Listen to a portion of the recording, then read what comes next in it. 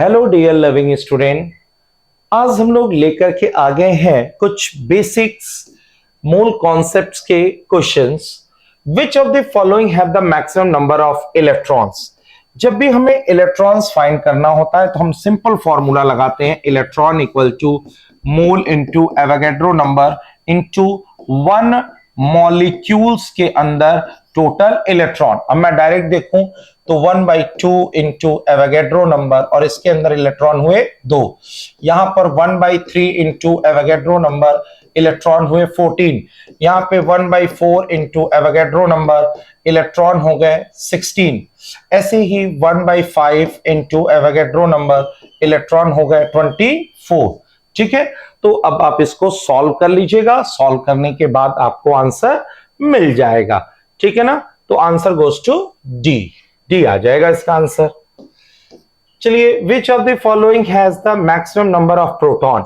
Maximum number of proton निकालने का जो फॉर्मूला होता है, proton is equal to mole into Avogadro number into one molecules में प्रोटॉन की संख्या। तो यहां पर हो गया 2 इंटू एन नॉट और 24, 2.5 इंटू एन नॉट इंटू 14, यहां पर 3 इंटू एन नॉट इंटू 16। ठीक है, और यहां पर 2 इंटू एन नॉट इंटू 2। तो प्रोटॉन निकालेंगे तो मैक्सिमम नंबर आपके जो आने वाले हैं बेटा वो डी के हैं।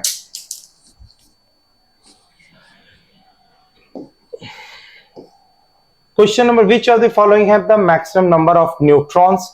तो देखिए यहां पर न्यूट्रॉन निकालने का जो फॉर्मूला है, neutron is equal to mole into Avogadro number into एक मॉलिक्यूल के अंदर न्यूट्रॉन। तो ये है 2.5 इंटू एन नॉट इंटू 16, ये है 1.5 into N naught into 24, 1.5 into N naught into 14, 2 into N naught into 2।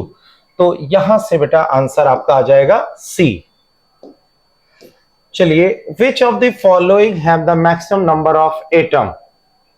पिछले वाले क्वेश्चन में सॉरी न्यूट्रॉन पूछ रहा था ना, तो यहां पे न्यूट्रॉन 0 होंगे, 2 इंटू एन नॉट इंटू 0, ध्यान रखिएगा।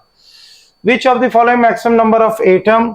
तो जब मैक्सिमम नंबर ऑफ एटम की बात कर रहे हैं तो यहां पर हो जाएगा mole into Avogadro number into number of atom, one molecules के अंदर नंबर ऑफ एटम। तो 1.5 into N naught into 2, 2.5 into N naught into 2, यहाँ पे 1 into N naught into 3, 2 into N naught into 2। तो आंसर हो जाएगा सी।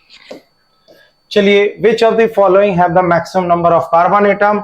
तो यहाँ पे डायरेक्टली इसको आप सॉल्व कर सकते हैं। 1/2 into N naught into 1, 1/4 into N naught into 1, 1/5 into N naught into 2, 1/3 into N naught into 1। ठीक है, तो यहां से आप इसको सॉल्व कर लीजिएगा।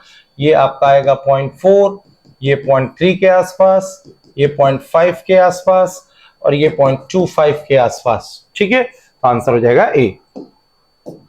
ये थे बेटा आपके बेसिक क्वेश्चंस थे। ठीक है, फिर मिलते हैं बेटा हम लोग अगले टेस्ट में। ठीक है, okay, thank you so much, all the best.